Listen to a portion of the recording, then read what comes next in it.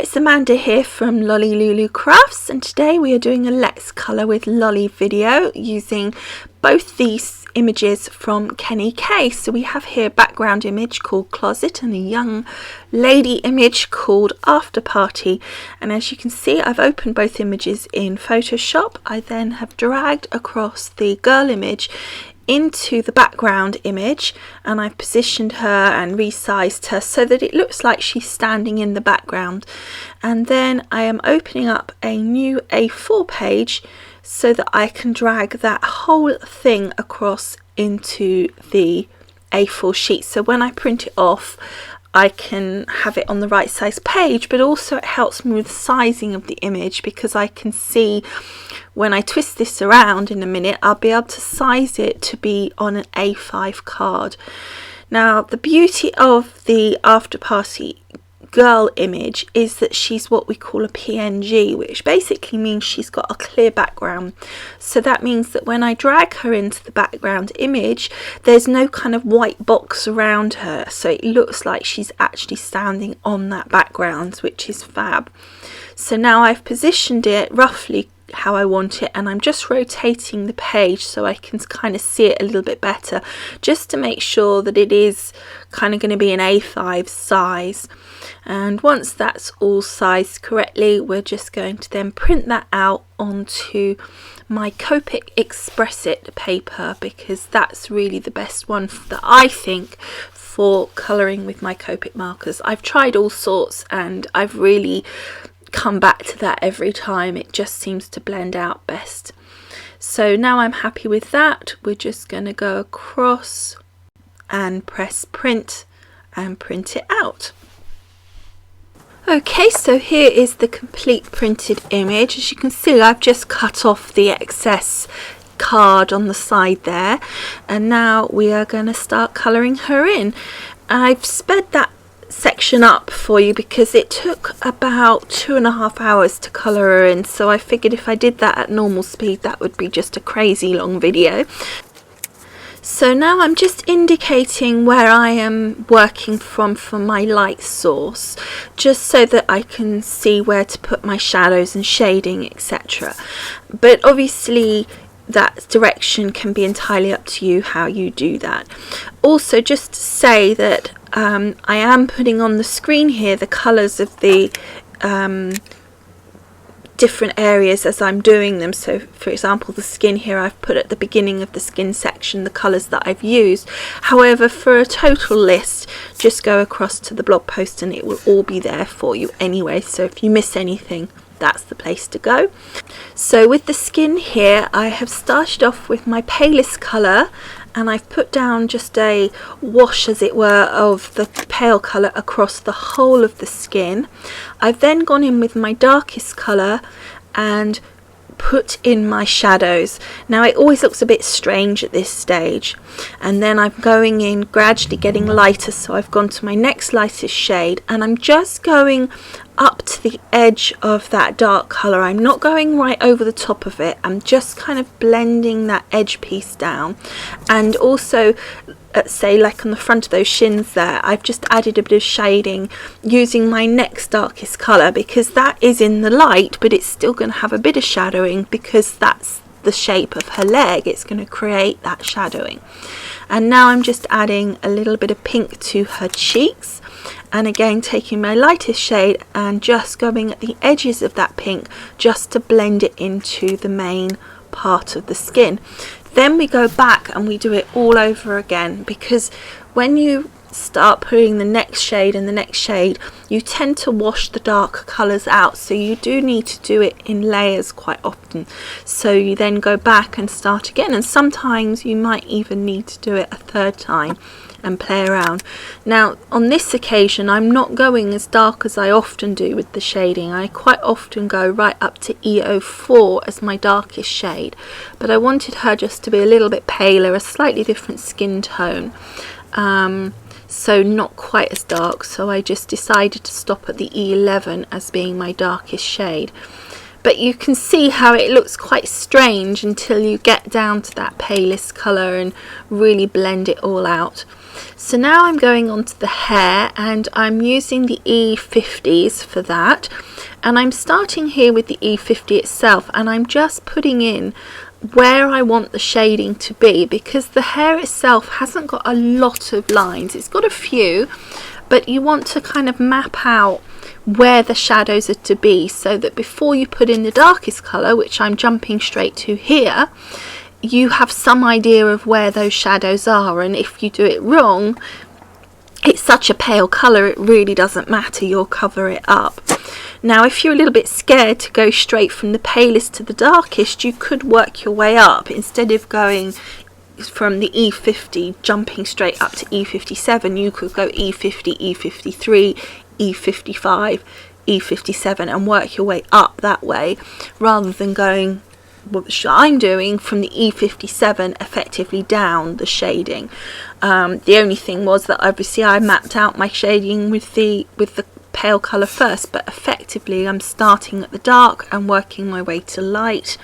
But if you're more comfortable, you can do it the other way round. So I'm just doing little flicks and also just adding sort of stronger lines where some of the shades is sort of going to have very distinctive clumps of the hair. Clumps, that's a really bad word, but I don't know what word I mean, but kind of sections anyway, where there's stronger sections, perhaps that's a better word. I'm adding in more distinctive lines. So for example, that sort of front area, sort of almost like a long fringe, there's a section there that the line goes right the way down, and that just adds a little bit more definition to that area. So we're just adding little flicks, and if you give it a second between, so if you work from the top down, for example, by the time you get back to the top is almost dry, and by doing that you're stopping the colours blending, you're keeping those flicks as individual lines. If you just did the top of her hair with the dark and then immediately went back in with the next colour, they would all start to blend together and you would just get mush rather than those kind of individual flicks, which is what you want on hair. You want to see the lines, so it's important to allow it to just have a second to dry off just a little before you move on to the next colour. And as you can see, I'm flicking not just from the sort of the top, but also a little from the bottom, just where that bottom part might be a bit darker, just to give a bit of definition. And you can start to see how you're getting sort of the curves and the shape into the hair now. And then I'm just going now with the palest colour, and I'm just allowing that to almost sort of just join those different areas together, just to make sure that the different sections, sort of where there's the darker section and then there's a highlight area and then a darker section, you want those to still be unified in some way. So using that pale colour, that just unifies it. But again, don't be afraid to have a little bit of the white paper showing in that highlight area. That's not a bad thing. You will get that in hair, especially on a paler hair that we're doing here. It's a slightly more sort of maybe like a dark blonde, and you would have that kind of paler section. But even on black hair, you would have that shine, and that shine would be little white sections. So just allow the paper to do some work for you as well. So as again, like the skin, you're going to go whichever way you're doing it, whether you're going from light to dark or dark to light, you're going to have to go up and down that colour range a couple of times in order to build that layering up. And eventually you'll get enough depth and definition, but also contrast, and the contrast is the key. And once you get that, that's when you know that you're kind of there. And you're seeing again, I'm just adding that depth of colour in there, and now I'm going back down again with the next sets of colours. And you don't always have to go to the darkest marker, you can sometimes go to your second darkest or whatever, just to add that bit of definition that you need. And now we're just bringing those highlights, blending those highlights through to make them kind of all work together, because otherwise they're kind of separate rather than one sort of section of hair. and I'm just going over that just to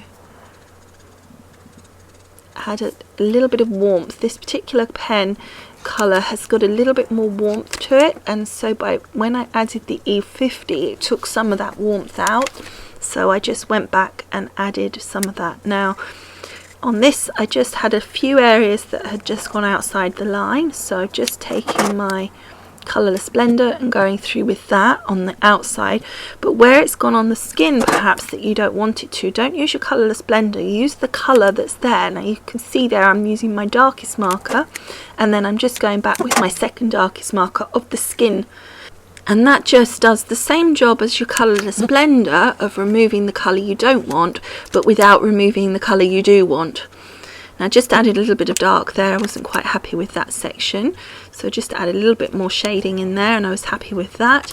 And now we've got the same colours effectively for the eyes, although you'll see in a minute that I actually go back with a slightly darker colour and go over it again because I just thought it needed to be a bit darker. But you can see even on the eyes you're using 3 tones, and that really gives a good effect. So I've gone in there, that's actually E49, and I thought that that just looked a little bit better, so I then gone to my E57 and now my E55, so I just slightly darkened that up. Then I've taken a white gel pen and just added a white highlight to her eyes. Now I'm going to my Prismacolor pencils. Now you don't have to use the pencils if you don't want to, and again there's a list there of what I've used, but again if you want to see it all then do go across to the blog post. So I find myself that I like using pencils when I'm putting the eye makeup on the girls. When I'm colouring them in, I find it gives a more realistic look. It actually works better for me. And the pens, I find if you colour makeup in with the pens, I find it just seems a little bit harsh, and I just really like using that. So I started off with a mid-tone that I did pretty much over all of it. I put a bit of a highlight at the top by her brow, and now I'm doing a slightly darker colour, and then I'm taking my mid-tone and I'm just blending that line in at the top there just a little. And that's the beauty of the Prismas, of course, as well, is that they are blendable. So you can still get that same effect with other pencils as well. So again, just moving a little bit closer so you can see. So I'm just taking the mid-tone, or it might even be the paler one actually, and just going under her eye. Sorry, I've just gone off screen there we go. And then I'm taking the mid-tone and again putting a bit there and then blending that sort of edge off so it's not a sharp edge, and then again going to the darker colour and just blending that through into the mid-tone so that it all just blends through nicely. Then I'm taking my Copic multi-liner and I'm literally almost like giving her eyeliner actually, and just going over the edge of that, so that would be more sharp, so that's why I use a black pen for that. And then I'm just going again with, actually this one's like a calligraphy pen, and I find that I like that for like the eyelashes. It gives a really nice flick to the eyelashes, and then we do the same on the bottom lashes. Now we're going to the lips, so I'm just using 3 colours on the lips. So originally I used just the 2 colours, but I found that it needed something a little stronger, so I went to the 3rd darker colour, and I felt that that worked really nicely. But you can see here I didn't like where it splodged onto the skin there, and also a little bit the teeth didn't look as white as I wanted them, so I went in with my white gel pen. And then just to sharpen up the edges of the lips there, I just took the multi-liner and just drew over where the artist's drawn lines were, just to sharpen those up. Then I took the same dark colour and used that on her fingernails, just to give her painted fingernails. There weren't any drawn toenails, but I just added the colour onto that anyway, just to make her look like she had toenails painted. Then we started on the dress, and you'll see here that the 3 colours that I've listed aren't exactly what we start off with, but this is through experimentation. I forgot my red colour combination that I normally use, and I didn't like how this turned out. This pink pen here, you can see not only did it should have worked. It was in the right family. It was R35 to R32, and it should have worked. But not only did the colour not look quite right, but it was bleaching out the red that was there, and it was making it really blotchy, and I wasn't very happy. So at this point I then tried something else as well.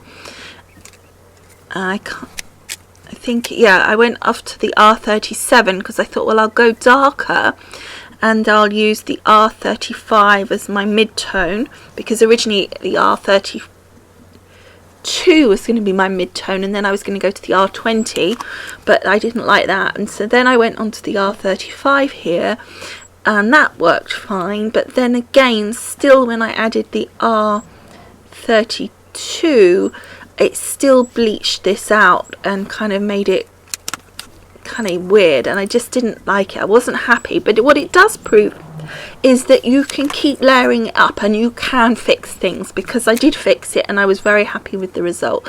So here I was trying a different colour again, just trying to fiddle around with it, and I just wasn't happy. So then I went over the whole lot with my R35, I think that was, and then I did the darker edges with my R37 just to try and shadow it up. But again here, although I liked the idea, it just wasn't dark enough, and it was then that I remembered that if you had red, that red is quite hard to get the shading working. So I then remembered that if you add a grey as your base behind the area that you want to be shaded, and then go over the top of that exactly with the darker red, it just lifts that to a slightly darker shaded area, and it doesn't look grey, it just looks like a darker red, and it doesn't therefore lose that and go to a pink. And that was the problem, was that even when I got the colours to work, that they weren't bleaching each other out and going blotchy, the colour was too pink, and although I wanted like a pinky red, I didn't want it a pink. I wanted her to be wearing a red dress. So here, as you can see, I added the grey. I then went over the top with my dark red, and then I went in my mid-tone with that medium R35, and I was a lot happier with that, and you can see how that turned out a lot better. Now I think if I'd have done that initially, gone straight in with that, then it probably would have looked even better. But once it's dry, and that's the key, is let it dry and then look at it, because often you'll find that it settles down quite a lot when it dries. So now I'm doing the shoes, and I basically went straight in with that combination on the shoes, and you can see how that's worked quite nicely. And for the inner part of the shoes, I just used the same tones that I used on her hair. Actually, I thought it's quite a good idea quite often to use similar tones so that things kind of link together. So long as it doesn't look like you constantly got exactly the same thing, it can look quite cool. So now we're on to the background, and at this point I didn't really know what I was going to be doing with the background, to be honest. I really wanted to use the warm greys, and I didn't really want to use the E50s that we did with her hair, etc., because that's bringing in that warm yellowy tone, and I felt that that would take away from her hair. You would lose her in that background. But I didn't want a cool colour either, because it would then be too contrasting, and just to me it would be a bit too far from her, and it would look a bit clashing almost. So I thought the warm greys were different enough, but not so different as to be completely out on a limb, as it were. So we're starting off here with the really pale shade, and I think we can just about see it on here, and I'm just basically colouring in all of the background of the furniture in W0. So it's a very pale, it's like the palest, virtually one of the palest you can get. I don't know if you can get W00 or anything, but it's certainly up there with the very pale ones. And so that was just giving a nice background colour, and it was at this point I wasn't really sure what to do, but I just remembered that I hadn't done her belt and stuff, so I just did her belt and necklace with the black and the cool grey, just to basically, it was so it looks black but you give a bit of shading with the cool grey there. So then back onto the furniture, I wanted to add some shadowing, etc. So I've now gone on to W5, and I'm just colouring in what would be the darkest areas, which is the back of the kind of cupboard there, and then the side pieces would be sort of the next kind of darkest, so that I went to W3, and then I'm just going across that line. Can you see I'm just colouring across that line so that it's not a sharp distinct area, because the corner otherwise it looks painted rather than shadowed, so I wanted it to be a soft transition from one area to the next, so it definitely looked like it was the same colour unit, it just had different shadings in it from the light hitting it at different positions. So then I went to W1, which is only just a little bit darker than our original colour, and again I'm just going down the back there where there's some little bits that are dark, so I'm just filling in, basically just going along and filling in different sections with the different colours. So then I started colouring the background behind the shoes in the W1, because obviously that was sat back because it's sort of the shoes have to sit in the cupboard, so I decided that that would be W1. And basically the main part, the sort of the frame, the front frame of the unit was going to be this W0 that we did. The next sort of shaded areas would be the W1 obviously, and then W3, then W5 for the very dark area. But it was at this point really that I began thinking that it would look really cool to leave the actual items uncoloured and just use the shading of the W's that I've got here as a way to make them pop forward in their own right, but it would stop them overtaking her, so they would still show and they still would be there, but they wouldn't be dominating the picture. She's the main focus of the picture, so I wanted her to be kind of the main thing, but I also still wanted to see the shoes. So it was at that point that I thought, right, let's colour around each of the shoes sort of roughly like this with the W5, then scribble around that and blend that even further with the W3, and then finishing off with the W1, just making that really blended, and that really made like the shadowing and the shoes sit back into that unit, and also making that white of the drawn image actually pop. And I think it almost pops more than if I coloured them, because if I coloured them, both the background and her would almost, they would both kind of cancel each other out and they both get lost.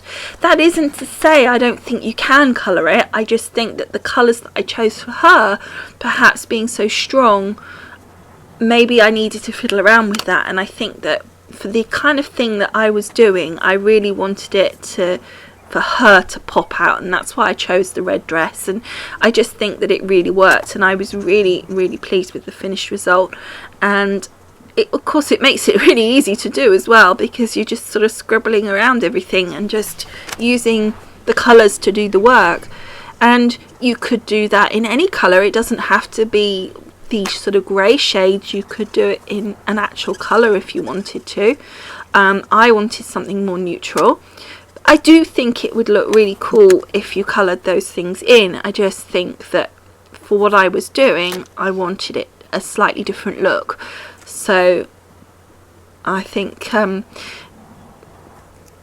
it just came out really well. I was just really pleased, and I just went around looking then at all the rest of the items that I did and started adding a bit more shading and shadowing to those things, and just to try and bring that same kind of feel as I did to the shoes to the rest of the items. So here again we did the W5 through to the 3 to the 1. Now obviously on the area that starts paler, then we're going to start one shade down. So on this one at the top there, it was quite a pale top area there, so I started at W3 and then went down to W1 and then W0 to finish off. So you need to start at the point that's applicable to the area that you're colouring in. So I'm just adding here a little bit of shading down the side of that unit. I hadn't really decided what to do to the unit at that point, and we've just gone off camera a teeny bit there, but we're just doing the same thing to that bag. And then I'm just decided let's go for it with the shadowing on this unit. So I've started with my W5 here, and I'm gradually coming further and further across. So I'm starting sort of not so far across and then gradually at an angle going further across. So that's my W3 now, and then I'm going with my W1, and at the bottom there you can see it's virtually all the way across, and then not quite so much so obviously at the top. Now as you can see, we're starting to get a little bit of mottling on that side piece. That's because the paper's just getting a little oversaturated, so I should have been a bit more patient perhaps and waited, or probably more likely is that I actually went over too much with the next palest colour. So when you blend and you go over the top of the darker colour, sometimes it can achieve that kind of mottled look because the paler colour sort of breaks up the darker colour. It sort of separates it. So it's important to sometimes only go to that edge of that dark colour and not go right over it if you've got a very pale colour, which is what I did. So actually what I'm doing here is I'm just correcting that, and in fact I think it was a happy accident because I actually prefer it being darker all the way across like that. I think that's worked out really well. And then I'm just going now around the rest of the items again with my W5, I think. I was just looking because I don't think I went up to W7. No, that's W5. And what I've done here now is I don't know if you could just see just a moment ago, I had all the pens uncapped in my hand so that I could grab them from my left hand, pop it in my left hand, swap it over, and not have to keep capping, uncapping, capping, uncapping. They're not going to dry out in that short time, and it makes it a lot easier when you're blending to be able to just grab the next colour quickly, because with this we want it to blend out really smoothly, so we don't want it to give it any time to dry at all. We want it to go straight in with the next colour so that it completely blends smoothly without that mottling that we got before. So we're just going to the edge of that dark colour. I'm not going over the dark colour, which is what I did wrong really with the other one. Now here you've got a very dark background and then not so dark on the side, so we just started with a darker colour on the back to what we did on the sides, just to make that a more even look. And on the top here we just added a very small amount of W1, just shading that through, just to give a little bit of shadowing on that handle on the previous bag. And then here again we're just doing exactly the same all the way through, working our way through every item. Now you'll see here I'm just going very lightly around that top area. We don't want a lot of that very dark colour because it's a paler sort of roof part. We don't want to take that paleness away. We want still to have that definition of it being darker at the back to the sides. So now I'm going onto the floor and ceiling. Now at this point I thought that it would be nice to bring in the warmth of the colour that was in her hair, etc. And so I started off with the E50, and then I just added some shading coming across from that corner, and then that's my E53 just around those lights, and then we're going to go back in with my E55. I don't think we went up as high as the 57 because it just didn't need it. So now we're going to the E50 just to blend that out, because normally we'd wait, but I really wanted to get that blended before it had any chance to dry, because it was really important that it was blended really smoothly. And then we're just doing those lights, and actually I think on the ceiling I said I had I think we only did the E50 and E53 on those, and then the lights were the W's again, so we went W5 and W3. And now on the ground, on the floor, we've done the E57 because that's kind of boards and stuff, so we want to create the shadowing where the artist draw lines are. We want to create a darker area, and then basically I did the E57 over those lines that the artist drew, and then I went over the top a little bit, but sort of left and right of that line, so I wasn't exactly on the top, I was kind of to the side of it on both sides with the next colour down, and then the same again with the colour down from that as well. So just bring you a bit closer so you can see, so we're filling in all those gaps. So by doing that, it stops it being hopefully so sharp that it just looks like lines, but enough that you can see that there are boards.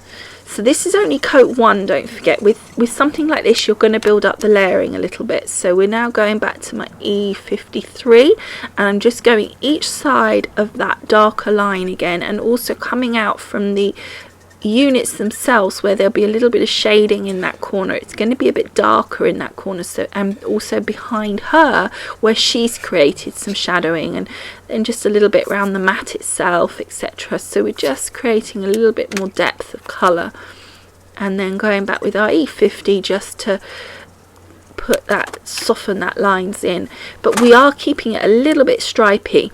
Now this was the point where I went completely loopy, and for some reason I decided to do a blue mat. So you'll see here I'm just starting off, first of all I started it by doing little lines, and then I decided I wanted the texture to the mat, so I did it like little dots.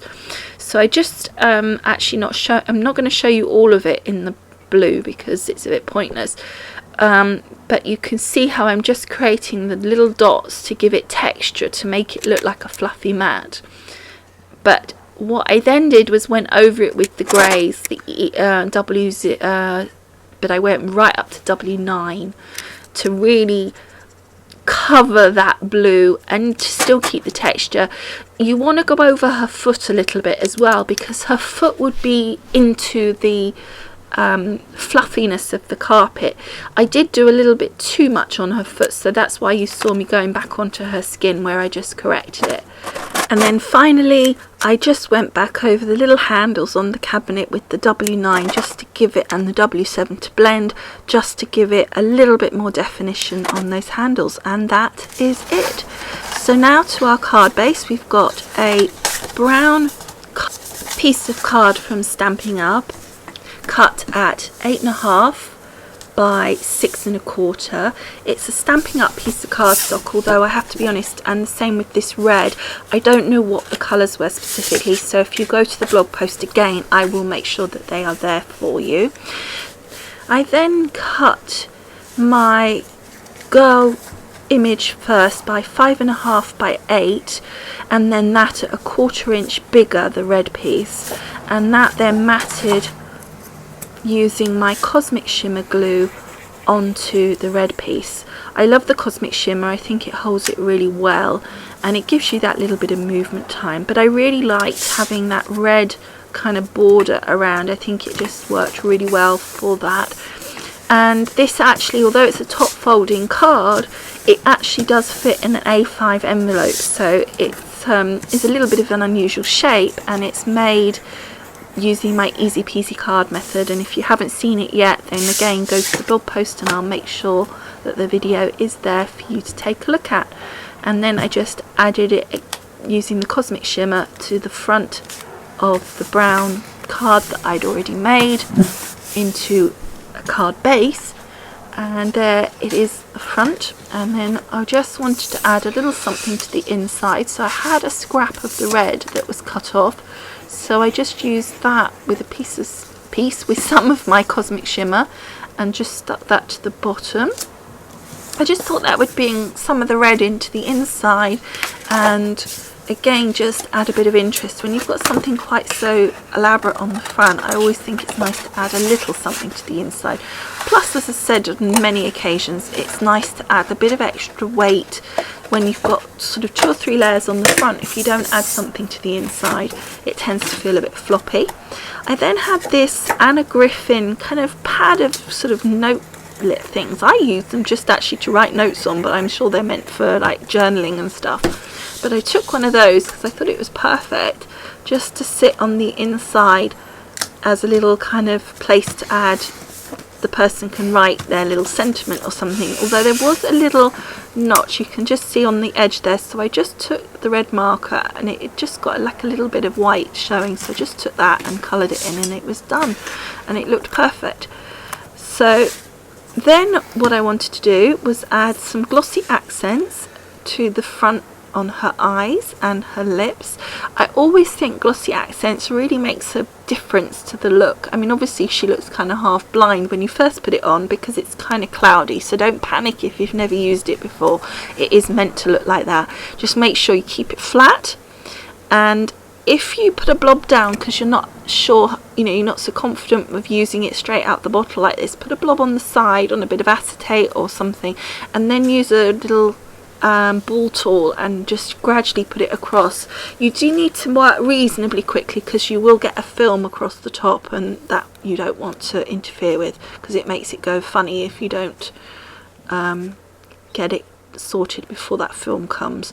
Now I have grabbed hold of my Cosmic Shimmer Twinkles. This is new to me. I've only had this a little while and I really like it. It's kind of like Stickles, but just the Cosmic Shimmer version, and I've just added a random sort of selection of them on the bags and shoes and things just to grab just a little extra interest.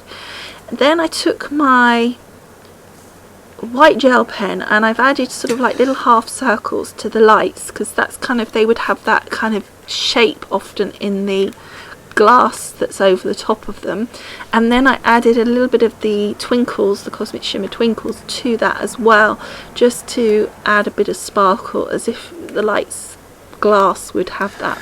And that is it. That is my card finished. I wanted to keep it really simple because I think the image really needs to do all the talking. I think it looks absolutely fantastic. I'm really pleased with how it's turned out. I love the fact that Kenny Kate are now doing backgrounds. Please, can we have some more, because it's fantastic. So as always, thank you so much for watching. I hope you enjoyed, and goodbye for now. Bye.